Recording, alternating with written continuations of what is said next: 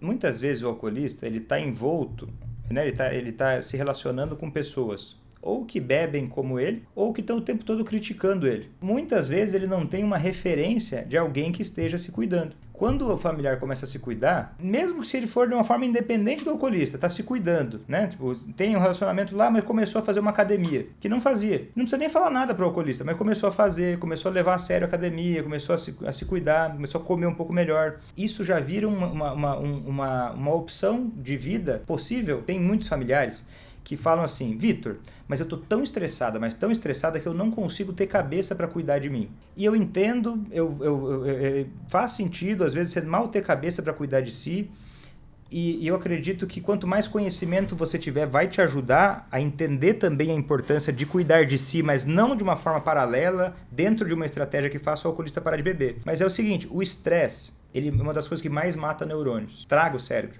ao longo prazo. E uma das coisas que evita que o estresse mate neurônios é você criar pequenas coisas que vão enriquecendo o seu ambiente. Isso tende a diminuir o estresse, porque o estresse ele causa uma liberação de adrenalina, ele ativa a suprarrenal, né? A pessoa começa a ter muita liberação de cortisol, e isso vai fazendo com que ela tende a engordar, ela tende a ter mais fome, ela tende a ter insônia. E tudo isso pode amenizar muito se ela começar a enriquecer o ambiente. Por exemplo, vai fazer uma caminhada que seja. A pessoa olha assim e fala: eu quero que o meu familiar pare de beber. Pra quê? Parar de beber não é o contrário do alcoolismo. Parar de beber pra ficar a vida igual? Não, o contrário do alcoolismo, ele é uma vida boa. Ou a gente está evoluindo, ou a gente está se destruindo. Não dá pra ficar do mesmo jeito. Seja muito bem-vindo, seja muito bem-vinda ao podcast Parte da Solução. Nesse programa nós falamos sobre estratégias para você fazer quem você ama parar de beber sem deixar de cuidar de si. Eu sou Luciana Rangel. Eu sou o Vitor Blasius. E o tema de hoje é: como cuidar de si ajuda o alcoolista? Quando a gente inicia o podcast, eu acabei de dizer aqui, que a gente dedica os episódios às pessoas que querem fazer com quem elas amam parar de beber sem deixar de cuidar de si. Doutor Vitor, o que é cuidar de si? Cuidar de si é uma coisa discutível, né? Eu não acho que seria responsável da minha parte, e eu sei que tem pessoas que fazem isso, mas é uma forma minha de pensar, de que não acho que é justo eu definir exclusivamente o que significa cuidar de si. Para algumas pessoas, cuidar de si significam coisas bem diferentes, que outras pessoas poderiam olhar a mesma coisa e achar que aquilo é um absurdo, aquilo é uma coisa ridícula. Por exemplo, um exemplo banal, tipo assim, alguém acha que cuidar de si é se preparar para uma maratona, porque ela acha que isso é uma forma de cuidar da saúde dela. Isso está certo ou está errado? Eu acho que é discutível, né? Alguém pode olhar e pensar: nossa, mas a vida é curta demais, poxa, não precisa fazer tanta força, nossa, está levando muito a sério os esportes. Enfim, é discutível, e acho que sempre vai ser discutível, eu acho que isso é saudável, mas eu gosto de colocar algumas coisas que são fundamentais e que sem elas, no meu conceito, não existe cuidar de si. E eu acho, e algumas delas podem chocar um pouco algumas pessoas que estão assistindo no início, mas talvez depois de refletir um pouco, e para outras pode ser um pouco óbvio, mas quem está começando a ouvir sobre isso, se refletir um pouco, talvez incomode um pouco, mas se refletir um pouco, talvez vai chegar na conclusão de que isso é positivo. Que quem não sabe sobre isso acha meio negativo e se assusta um pouco, mas é um elemento fundamental para se cuidar de si e para fazer quem ama parar de beber, que é a autorresponsabilidade. O que é autorresponsabilidade? É você se responsabilizar pelo que te cabe. E o que te cabe? Muitas coisas, a maioria das coisas. Uma delas, que a maioria das pessoas não percebe, que cabe a si, é se responsabilizar pelos próprios sentimentos. Quer dizer o quê? O alcoolista destrói a minha vida é um inferno por causa dele, eu sou infeliz por causa dele. A gente pode olhar para essa situação, e eu não quero minimizar a dor que a pessoa sente quando ela me conta uma coisa dessas. Só que, ao mesmo tempo, a gente pode olhar para isso como: olha, existem coisas tuas que fazem você sofrer com essa situação. Necessidades, muitas vezes, do familiar que são responsabilidade dele. Por exemplo, Se eu vejo o meu filho, que está com 8 meses agora, ele não tem noção de muitas coisas. Se deixar, ele vai correndo, ele se esmaga o dedo na porta, ele faz uma série de coisas. Eu não, e assim, com um bebê é mais fácil, mas com um adulto vale a mesma coisa, é mais fácil explicar, né? Eu olho para o meu filho, às vezes, correndo em direção a colocar o dedo sabe, no vão da porta, aquela parte que fecha, assim, nossa senhora, me dá um frio na barriga só de imaginar. Às vezes ele vai lá colocar o dedo porque ele quer explorar, ele quer conhecer as coisas, ele não tem ideia de que aquilo pode esmagar o dedo dele, por exemplo. E eu posso olhar para o meu filho e pensar, meu Deus, meu filho me traz muita preocupação. Nossa, como esse filho me traz preocupação. Mas não é justo dizer isso, não é nem correto, é uma confusão dizer isso. Eu fico preocupado porque, e pode ser óbvio, tá? Estou trazendo uma coisa óbvia para ser didático. Eu fico preocupado porque, para mim, é muito importante prezar pela integridade física do meu filho. Então, não é o meu filho que me faz ficar preocupado. A situação que ele está vivenciando, eu interpreto aquilo por conta da minha expectativa, por conta dos meus interesses, por conta até de necessidades emocionais que eu tenho, porque para mim é muito importante a saúde, né? Um valor que eu tenho na minha vida é saúde, é integridade, né? Da minha família.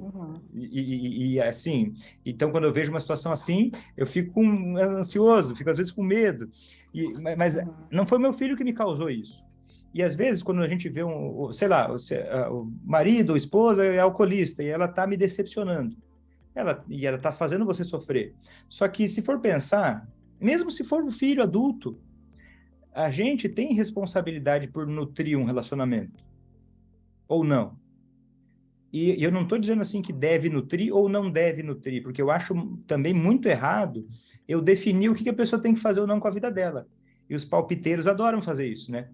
Adoram dar conselhos. Não, você está casada? Você está namorando com um alcoólatra? Não case, porque vai daí para pior. Porque ela está medindo o mundo pela régua dela.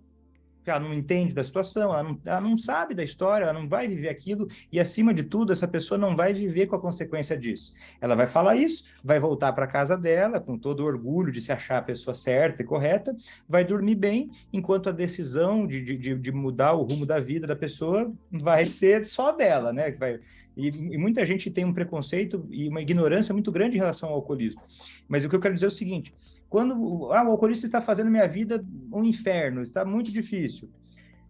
Sim, ele pode ter atitudes que invadem o seu autorrespeito, ele pode ser uma pessoa que às vezes até ele cria situações injustas, mas ao mesmo tempo existe uma parcela de responsabilidade num adulto que continua num relacionamento. Ah, mas tá, então eu devo sair? Não, mas aí você deve perceber que são as suas necessidades, são os seus valores, é aquilo que você acha, e isso faz parte o seu sofrimento vai existir por causa disso. Ah, eu quero parar de me preocupar com meu filho. Não, eu não quero. Eu quero continuar, porque eu sei que essa dor que eu posso sentir, esse medo, vai me ajudar, só que daí, a levar isso para uma coisa positiva. Né? Porque às vezes o familiar, sem perceber, ele entra numa situação de vítima. Isso é o oposto de cuidar de si. Ele se enxerga fora da situação, ele se enxerga impotente, o que é a maior mentira do mundo, né? Quanto mais a gente entende sobre neurociência, sobre a psicologia, a mente humana, a gente percebe que as pessoas são extremamente influenciáveis, pelos relacionamentos, inclusive. Só que às vezes a pessoa o familiar se coloca numa posição de vítima, é vítima do mundo, começa a sentir pena de si, e ele começa a deixar de se responsabilizar pelo que é dele. E aí ele começa a responsabilizar o outro. Eu acho que essa é a parte central do cuidar de si, é a autorresponsabilidade. E aí, doutor Vitor, uma pessoa está ouvindo e agora ela pode pensar assim, tá, então, doutor Vitor, quer dizer que a culpa toda de tudo é minha? O que acontece? Olha, eu acho que se a pessoa entra nesse raciocínio de culpa, ela é uma coisa difícil de sair. Porque a culpa, ela é um conceito talvez religioso, talvez cristão, talvez, né, com todo respeito à religiosidade de cada um, mas ao mesmo tempo esse conceito de culpa, quando aplicado na vida social comum, quando aplicado num relacionamento, eu nunca vi ele trazer muito benefício, né? Tipo assim, vamos calcular, vamos começar a competir quem que deve ser melhor que o outro, quem que está mais certo que o outro. Eu acho que essa linha de raciocínio já atrapalha muito. Não é culpa do alcoolista ser alcoolista? Eu acho que não. né? E eu estudo sobre isso há muitos anos. Eu nunca vi alguém que olhou para o álcool e pensou: nossa, como eu adoraria ter uma morte horrível e precoce, como eu adoraria jogar fora o meu dinheiro, como eu adoraria. Ninguém faz isso. São circunstâncias, são relações muito complexas que levam a pessoa a ter aquele problema e ela passa a ter responsabilidade sobre ele. Se eu tenho um familiar, sei lá, se a minha esposa virasse alcoolista, e eu quisesse continuar casado com ela, o que é muito, o que é certeza que eu continuaria, eu tenho responsabilidade sobre o que acontece no meu casamento. Né? Eu tenho responsabilidade. Isso é discutível, sim, é discutível. Mas eu acho que essa forma de enxergar a vida é mais madura, na minha opinião, e aproxima que a gente possa ter uma vida melhor. Porque daí eu me coloco como parte da vida. Porque é a mesma coisa de dizer assim, eu tenho culpa que o mundo está sendo poluído? Mas tem tantas indústrias na China que poluem, então eu não vou me preocupar em reciclar. A culpa não é sua ou é sua? Eu acho que é uma questão de responsabilidade como indivíduo, que é o que diferencia, às vezes, a consciência de uma criança que não tem condições de ter uma autorreflexão, né? Por questão do amadurecimento cerebral do adulto. Que o adulto é capaz de perceber que ele é parte do mundo, ele é parte do problema ou parte da solução de muita coisa, e se quiser ter uma vida boa, ele vai precisar tolerar essa, vamos dizer assim, não culpa, mas responsabilidade de estar no mundo e ser parte do mundo, e que se o mundo está ruim, eu faço parte dele, né? Eu posso até estar fazendo a minha parte, mas sim, eu tenho peso, sim, eu faço diferença, sim, eu sou um indivíduo, e dentro de um relacionamento, sim, eu impacto muito as pessoas para o bem ou para o mal, né? Então, eu acho que não é culpa de ninguém, mas sim, a gente não vira... igual um professor meu de filosofia na escola, na época eu não tinha maturidade para entender esse conceito, mas cada vez que eu estudo, eu penso, pô, aquele cara tinha uma inteligência muito grande, e eu era criança, eu achava até meio graça, assim, né? Era adolescente, achava bobão, assim, não tinha essa consciência, eu olhava, teve uma aula dedicada à reflexão da frase, ninguém é uma ilha. O que é a frase ninguém é uma ilha? Nós estamos num mundo social, a gente se relaciona o tempo todo, a gente influencia uns aos outros, e tem uma coisa, um conceito de evolução da espécie humana, e que também é aplicado à neurociência, que é muito interessante, que é o conceito da coevolução, que inclusive as espécies, elas também foram evoluindo e se adaptando, enfim, se a gente for pegar uma teoria darwinista, conforme umas e outras modificavam. Tipo assim, a gente se alinha, a gente muda, a gente é influenciado pelo ambiente, mas a gente também influencia o ambiente. E às vezes a mudança, sei lá, de uma espécie, de um animal, também fez uma outra espécie se adaptar de uma certa forma diferente por conta daquela evolução. Então, claro, isso é um... Desculpa te interromper, mas pensando nesse raciocínio sobre, né, a evolução, como é que o alcoolista ele pode se beneficiar no momento em que o familiar dele começa a pensar nessa autorresponsabilidade, nesse cuidar de si? De várias e várias formas. A primeira forma, eu acho que é a mais óbvia, é a seguinte: quando eu convivo com alguém que não tem autorresponsabilidade, essa pessoa, invariavelmente, ela vai ser mais pesada, ela vai me dar mais trabalho, ela vai cobrar de mim coisas que são dela. Tipo assim, uma mãe que olha para um filho e fala assim, filho, volta cedo, hein? E faz o filho querer voltar mais tarde. Por quê? Ela está descarregando a ansiedade dela no filho. Ela está basicamente agredindo esse filho, num nível claro, mais sutil. Mas é uma espécie de agressão. Então, quando essa mãe começa a se responsabilizar e começa a cuidar de si, talvez tratando essa ansiedade, talvez, né, por exemplo, no curso ACA, que tem um módulo bônus só de ansiedade, com várias técnicas para lidar com essa ansiedade, ela pode gerir essa ansiedade que ela tem para poder trazer soluções mais otimizadas, mais funcionais. Imediatamente já vai ela ficar mais leve e o alcoolista já vai começar a ter menos carga para carregar, carga que é confusão, que não é dele. E isso já ajuda a criar um ambiente que há mais espaço para evolução. Né? Esse filho, provavelmente, se a mãe parar de ser... E eu não digo assim que a mãe nunca pode falar nada para o filho, mas uma mãe que repetidamente fala para um filho adulto que nem mora com ela, eu lembro vários que falam comigo, né? Ligam para o filho toda sexta-feira e falam, filho, volta cedo, filho, sabe que a mãe fica preocupada. E aí, na cabeça dela, ela quer que o filho volte cedo porque ela fica preocupada. Então, ela não está olhando para o filho, ela está olhando para ela. Ela diz, nossa, mas eu tenho um apego emocional muito grande ao meu filho. Não, querido, isso é uma confusão. Você não tem apego a ninguém além de si mesma. Você está tão presa em si mesma que você não consegue nem se conectar com o seu filho. E esse peso, essa confusão e essa falta, esse desligamento emocional cria coisas muito horrorosas, né? Traz coisas muito ruins no relacionamento. Essas pequenas violências vão sendo trocadas, né? O filho às vezes vai voltar mais tarde, a mãe vai ficar mais preocupada. E aí aquilo que a gente sempre fala do ciclo do alcoolismo que o familiar cria quando ele não se responsabiliza pelo que lhe cabe, né? Que é lidar com as próprias emoções, né? Que é gerenciar o que vai fazer, né? Então muita gente fala assim, Vitor, eu xingo porque não faz diferença. Eu grito. Poxa, mas sério mesmo? Não faz diferença? Que é uma forma da pessoa que ela acha que ela está cuidando de si. Se eu xingo, eu tô com raiva, eu xingo. Então eu descarreguei. Isso é cuidar de mim. Será? Na minha opinião, não é. Na minha opinião, é o contrário. Esse alegado apego, né? Esse alegado apego do familiar em relação ao alcoolista acaba, em vez de criar conexão, acaba desconectando completamente, né? A pessoa, como você citou, o filho não vai querer voltar para casa mesmo, né? Porque sabe que vai ter a mãe lá controlando, né? Ou dando um sermão, etc, né? E às vezes por nem saber o que é conexão, né? Tem um conceito errado sobre isso. Tentei falar com ele não quer falar, mas quais são os assuntos, né, que a pessoa quer tratar, né? É o sermão, escute o sermão ou quero falar sobre coisas de interesse, né, da pessoa que ela ama? Né? Eu estou preocupado só com o meu sentimento, né? Ou com o do outro? Porque cuidar de si também é se colocar nos relacionamentos de uma forma que me beneficie. Porque todo mundo quer ser bem-quisto, né? Todo mundo quer pelas pessoas mais próximas, né? Então, você precisa fazer coisas, né? Você precisa tratar as pessoas de determinadas formas para que isso aconteça, né? Para melhorar relacionamentos. Então, cuidar de si também é trabalhar. Cuidar de si não é tirar férias, ir para a praia e deixar o alcoolismo do familiar pegar fogo e depois voltar e falar, eu estava cuidando de mim. Não estava, você estava se sabotando brutalmente. Ignorar o problema não é cuidar de si, é o oposto disso. É se sabotar e voltar e se sentir pior ainda. E o problema está pior.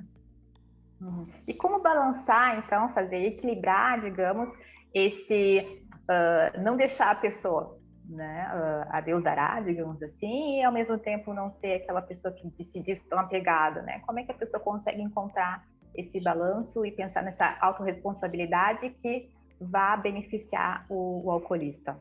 Eu acredito que a melhor forma que eu acredito para fazer isso, a mais rápida e uma das mais eficazes, é estar num ambiente em que as pessoas estejam fazendo isso. Porque nós somos muito contaminados pelas pessoas que estão próximas a gente.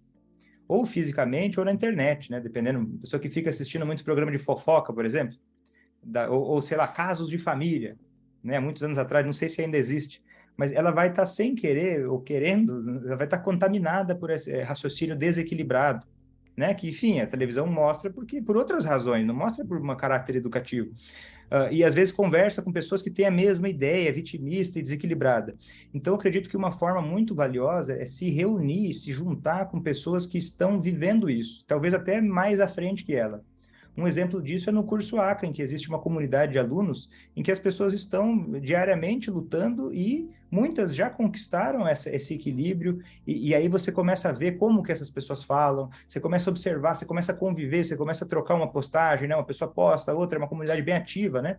Que por mais que seja online, ela contamina muito a gente, né? Cria uma mentalidade e um ciclo social que além de dar um apoio, né? Porque a solidão ela é muito difícil, assim, cuidar de si também é ter apoio social, e se juntar com pessoas que estão fazendo isso, e tendo conhecimento, né, porque não é um estalar de dedos, não é uma única dica, é um problema sério, é um problema complicado, de uma situação séria, só que tem sim solução, só que ela vai exigir estudo, né? Por exemplo, do curso ACA, e convívio com pessoas também eu acredito que é muito valioso, que seria, por exemplo, na comunidade do curso ACA, que são pessoas que têm esse propósito, que têm essa clareza, que estão buscando fazer isso, e aí tem conhecimento técnico suficiente, né? Não que são profissionais, mas têm um conhecimento técnico adequado a um leigo, para conseguir fazer essa diferenciação. E sempre, eu acredito, que vai existir uma margem de erro. Porque se não tiver uma margem de erro, tá errado, na minha cabeça. Tem que ter uma margem de erro. É tipo assim, eu estou me exercitando. Será que eu estou fazendo muito ou pouco? Acho que tem uma margem de erro. Qual é a margem da lesão para a evolução? Acho que existe. Quanto mais entender sobre o exercício, mais você vai conseguir chegar mais, de uma forma mais adequada ao desempenho sem a lesão. Quando eu estou lidando num relacionamento com alguém, quando é doar demais? Eu acho que a pessoa pode estabelecer alguns critérios. Só que aí eu vou fazer uma provocação. Os critérios que algumas pessoas fazem e que intuitivamente estão corretos, eu acredito que quando a gente está lidando com o alcoolismo de alguém que ama, eles param de valer.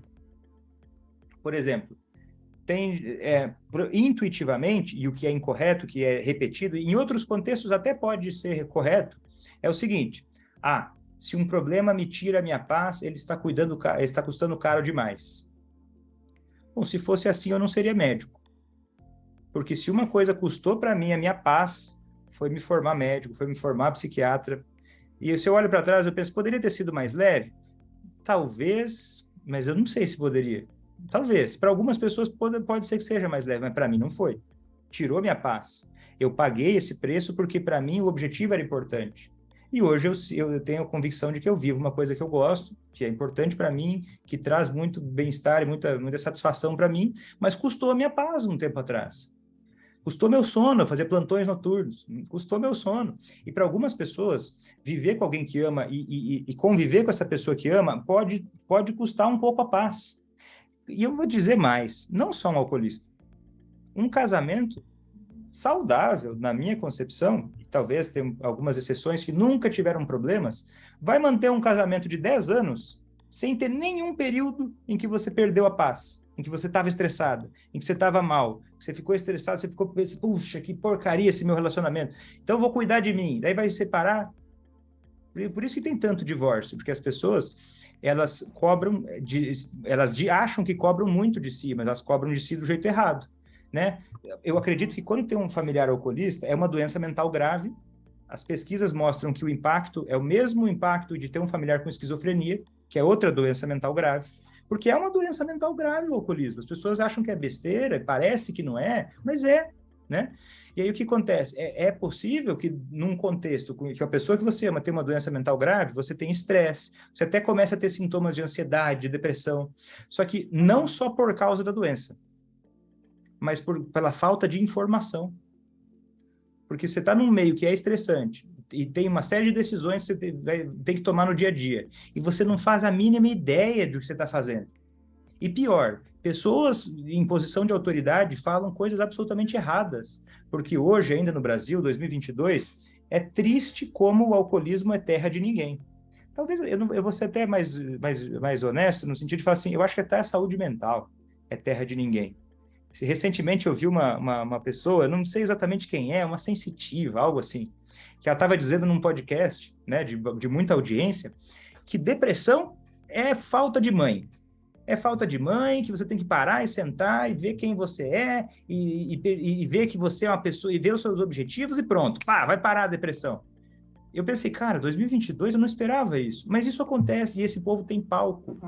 E se o familiar de um alcoolista não conseguir diferenciar o que é interessante, o que tem um nível técnico mais adequado, ele vai estar sujeito a pessoas que dizem coisas do tipo, tenta não se importar com o seu filho, tenta não se importar com o seu marido, começa a se desligar emocionalmente, deixa ele chegar no fundo do poço, não tem como ajudar quem não quer ser ajudado. Isso é enlouquecedor.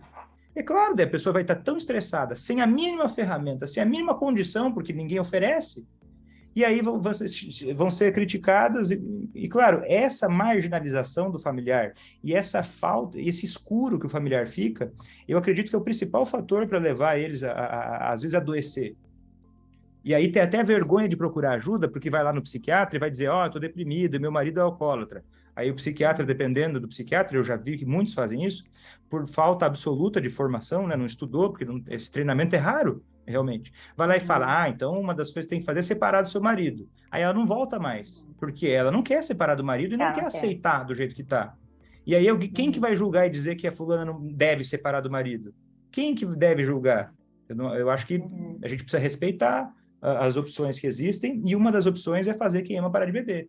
E é legal que tem pesquisas científicas que mostram o seguinte: uma das coisas com mais evidência científica de melhora, tanto de humor normal, até como alguns transtornos mentais, se chama uma técnica de resolução de problemas.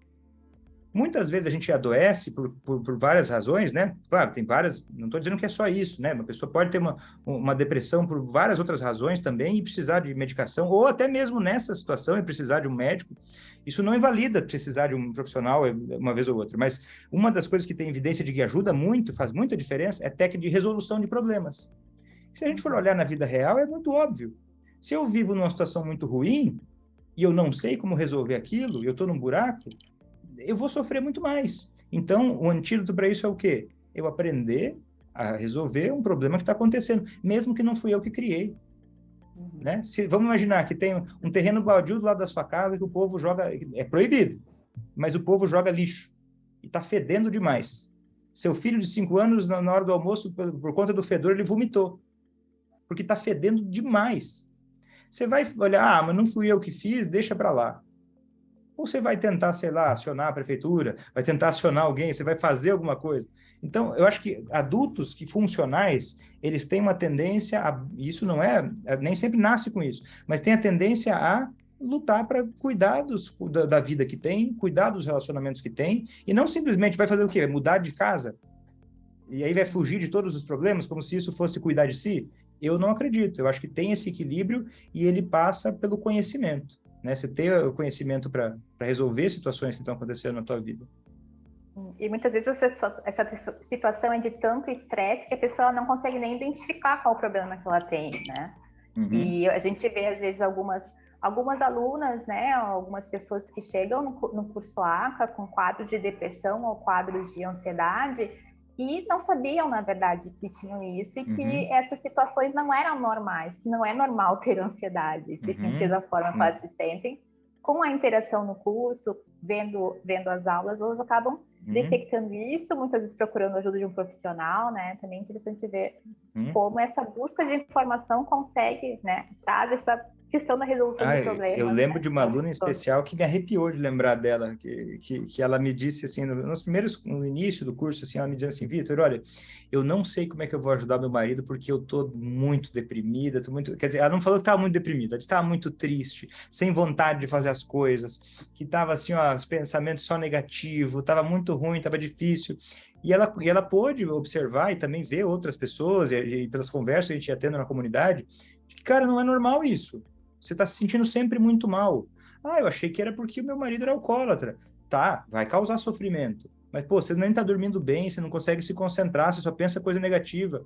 Ela buscou um profissional, começou a se tratar e também começou a aplicar as estratégias do curso ACA. O marido parou de beber e ela me disse: Vitor, cara, no passado eu já tinha feito muito tratamento para depressão, mas eu não contei para vocês porque eu tinha desistido de melhorar.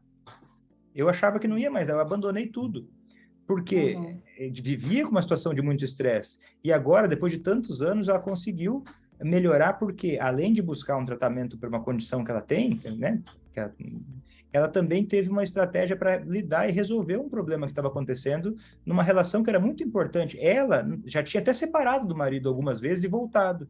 E ela disse: eu não quero separar dele, mas eu também não quero que ele beba.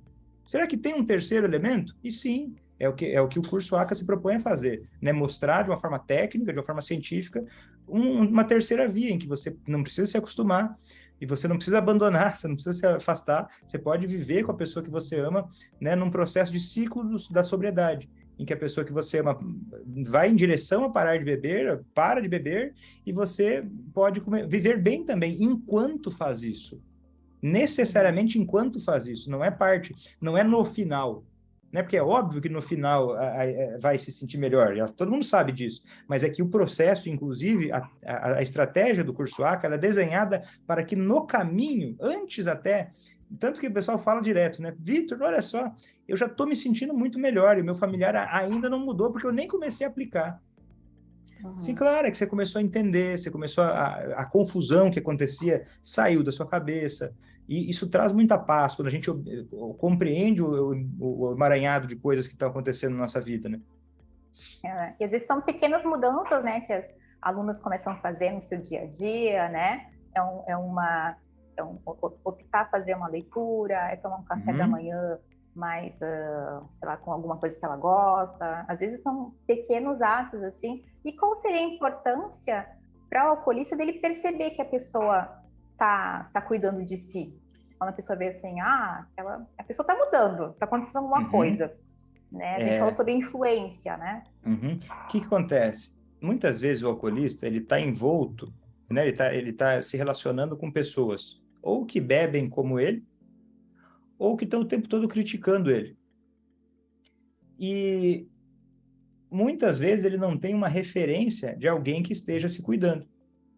Quando o familiar começa a se cuidar, isso cria, mesmo se ele for de uma forma independente do alcoolista, está se cuidando, né? Tipo, tem um relacionamento lá, mas começou a fazer uma academia, que não fazia. Não precisa nem falar nada para o alcoolista, mas começou a fazer, começou a levar a sério a academia, começou a se cuidar, começou a comer um pouco melhor. Não precisa nem falar. Isso já vira uma opção de vida possível que está sendo vista. Uma coisa é ver o Drauzio Varela falando para comer vegetais, fazer exercício físico. Outra coisa é olhar para a tua casa e ver que alguém dentro da tua casa faz exercício físico.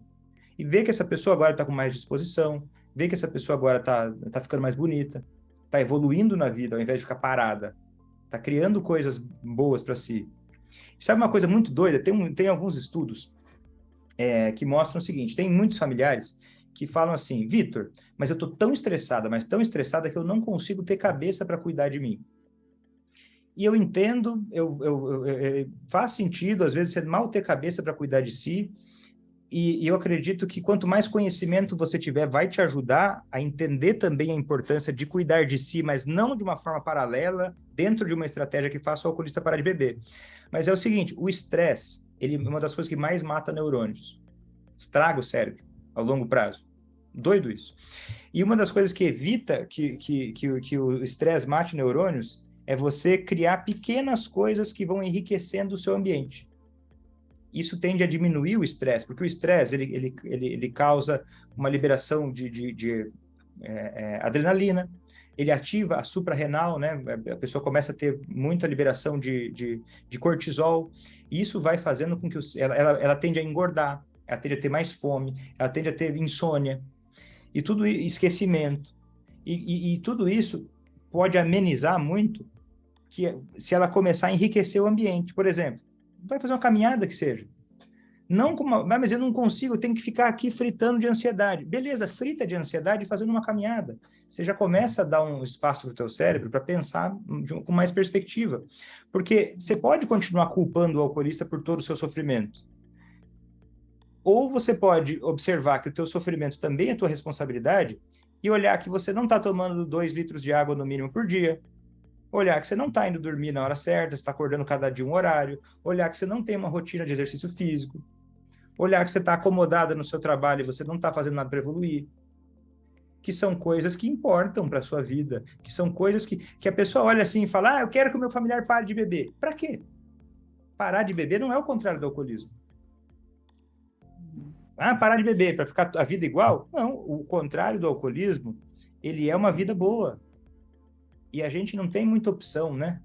Nossa mente, eu não sei, acho que é coisa da evolução. A gente não tem como ficar parado.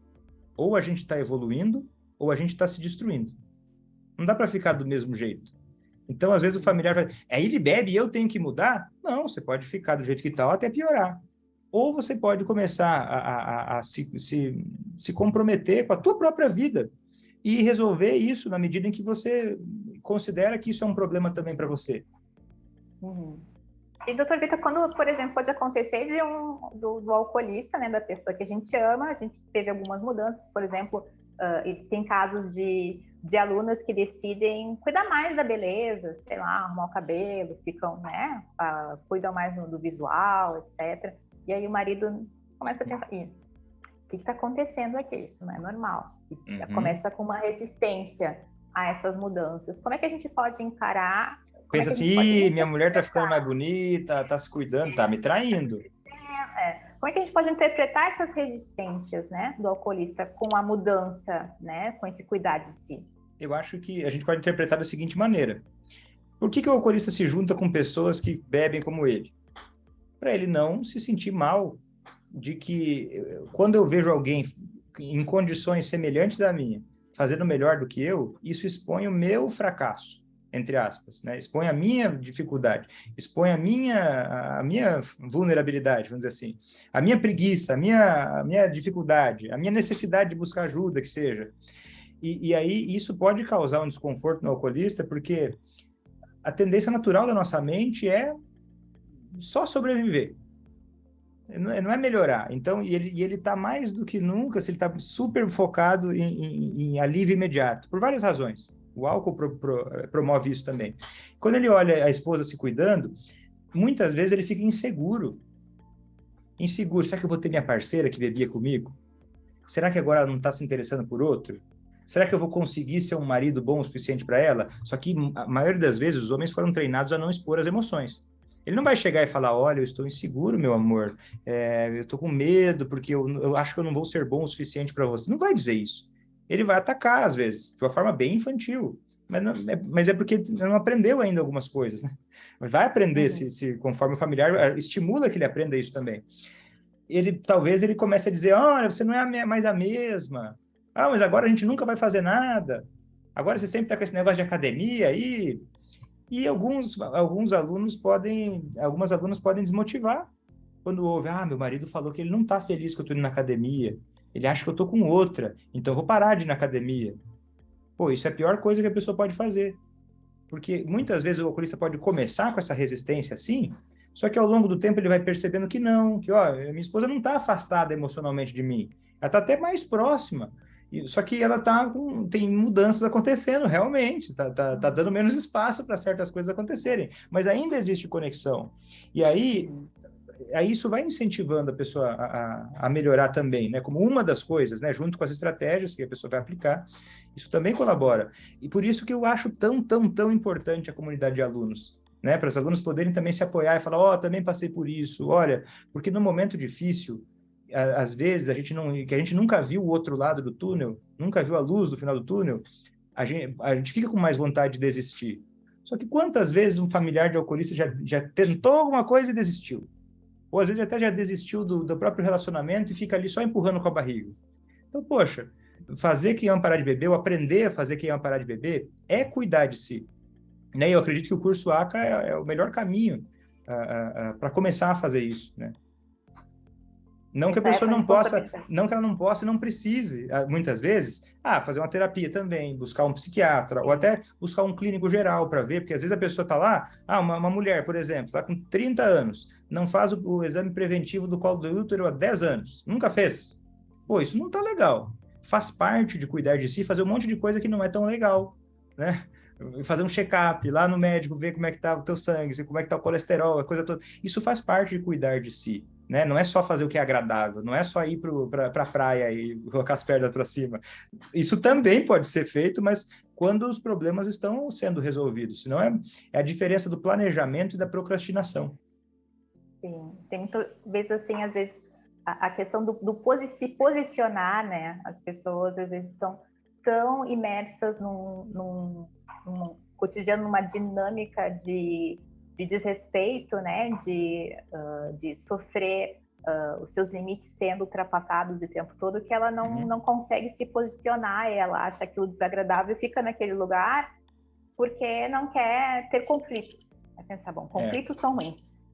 Né? Tem uma aluna, como é que uma pessoa... Tem uma aluna, inclusive, que aconteceu isso. Há uns 6 meses atrás, ela colocou na comunidade que o marido dela chegou embriagado e queria exigir que ela fizesse, acho que era pastel, se não me engano, alguma coisa assim, que queria que ela fizesse um lanche para ele, e ela estava resolvendo outras coisas, e ele começou a criticar ela, e ela contou que ela foi pedir um conselho para a mãe, e a mãe olhou para ela e falou assim, minha filha, você tem que agradar o seu marido, tem que fazer tudo o que ele quiser. Você existe para satisfazer o seu marido. E ela contou isso na comunidade e a galera se chocou. E aí ela pôde ver, porque para ela era tão natural aquelas doideiras que acontecia lá, o que a mãe dela dizia, por viver num mundo muito fechado lá, que ela não, ela só então, quando ela viu as colegas falando para ela, olha, eu acho que você tem o direito de não fazer, ainda mais, poxa, não tinha mínimo sentido você mudar o curso do que você estava fazendo para fazer um lanche pro cara, 3 horas da tarde, que chegou embriagado. E aí ela pode ter uma experiência de ver que, olha, talvez eu possa me posicionar, talvez eu possa, e isso pode ser bom, isso pode inclusive fazer bem para o marido que está lá, infantil, o marido que está lá, sendo um... Porque ser infantil, machista, dessa forma antiga, assim, é ruim para todo mundo. É ruim para todo mundo. Claro, é pior para as mulheres, mas é muito ruim também para os homens. E é ruim para todas as gerações.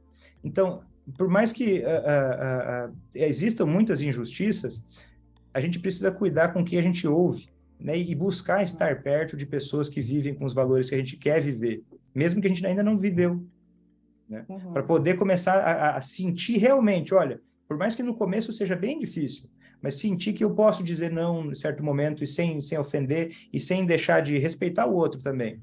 Que eu posso começar a me posicionar de uma forma positiva e isso vai fazer bem para mim e para o outro também, mesmo que na hora ele diga que não gosta.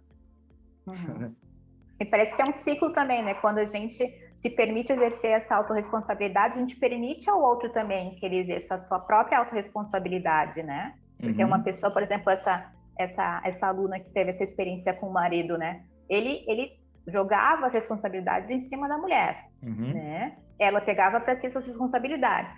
E ele continuava não conseguindo se responsabilizar pelas próprias coisas. Então, né? Porque nesse ciclo que alimenta o alcoolismo, era normal. Aí ela vai falar assim, mas por que você fica me cobrando? Pô, mas faz 15 anos que todo dia é assim. Só agora que você está falando um negócio diferente. E aí é importante também a pessoa não se apavorar, né, no começo dessas mudanças, porque também a pessoa não vai no primeiro dia, agora nunca mais ele vai pedir o lanche à tarde. Pô, 15 anos, todos os dias, fazendo assim. Ai, que legal, que bacana, né? Não vai gostar e vai levar um tempo para digerir isso também. E é importante que nesse tempo o familiar tenha a convicção, né, o posicionamento de estar na direção certa, né? E para ter essa tranquilidade é importante entender, por exemplo, o método ACA, né, a fundo. Daí, para dar essa tranquilidade que você, estou na direção certa, você vai precisar entender, né? E, doutor Vitor, se a gente fosse pensar assim num top 5, assim, das frases que você considera as mais danosas no sentido de evitar ou afastar as pessoas de uma autorresponsabilidade, né? Você citou algumas, né? Quais seriam para vocês as piores? Vamos ver. Cara, eu acho que viva e deixe viver é uma. Que é vive e deixe viver. Porque, mas eu estou me responsabilizando, né? Eu estou vivendo a minha vida. Mas isso é uma forma, na minha cabeça, adolescente. Que eu passo a olhar para os meus sentimentos, mas eu passo a fingir que o sentimento dos outros não importa. Mas importa sim, né? Importa, eu não posso negar isso. E se eu negar isso, eu vou pagar um preço caro. Então, acho que vive e deixe viver. Não dá para ajudar quem não quer ser ajudado. Eu acho que é uma frase também que define muito a falta de autorresponsabilidade. Que quer dizer o quê? Eu olho para uma pessoa e vejo que eu não consigo ajudar ela com as coisas que eu sei. E ao invés de eu olhar e falar, poxa, eu acho que eu não quero ajudar essa pessoa.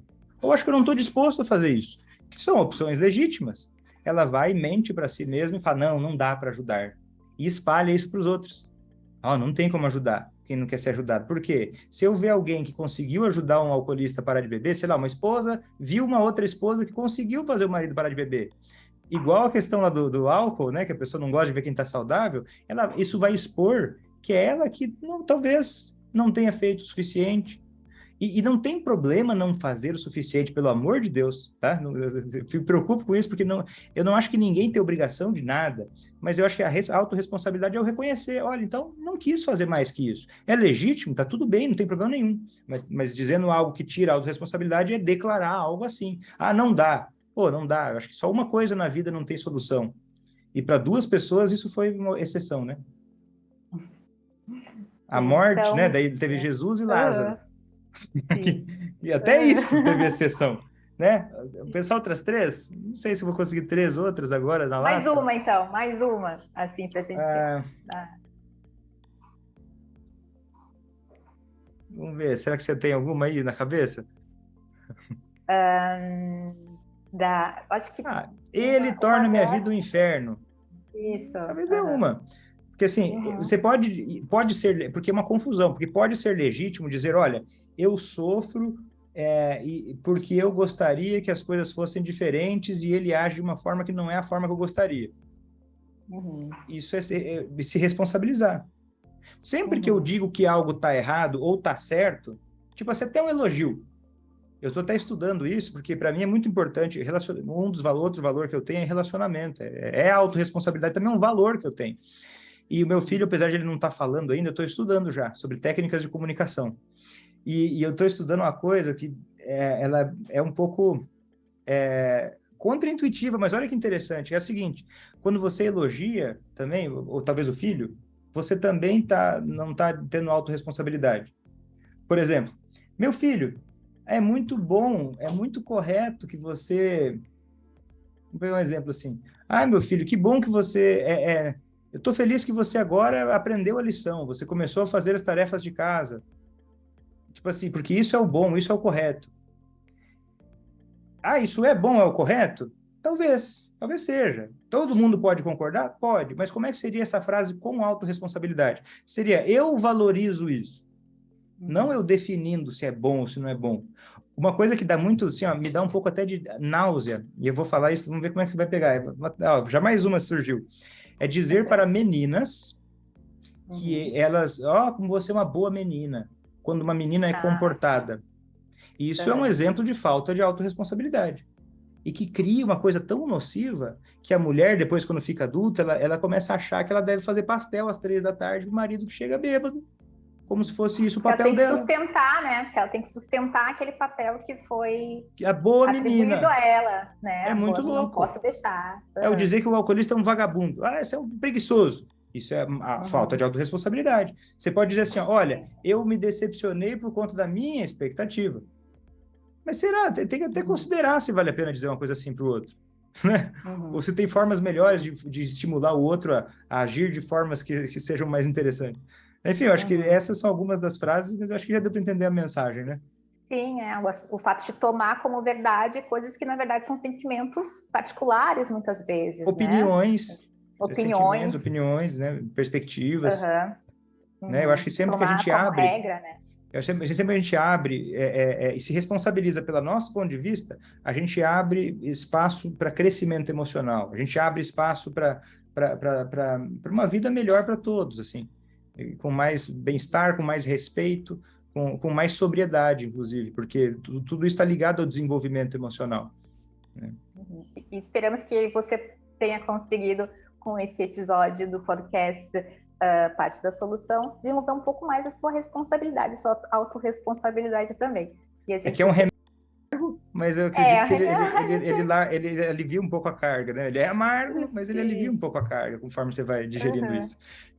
Sim, e a gente volta, então, no próximo episódio, com mais estratégias para ajudar você a fazer quem você ama parar de viver, sem deixar de cuidar de si. Agora você entende um pouco mais o que é esse cuidar de si. Até isso aí, foi um prazer, até a próxima e tchau!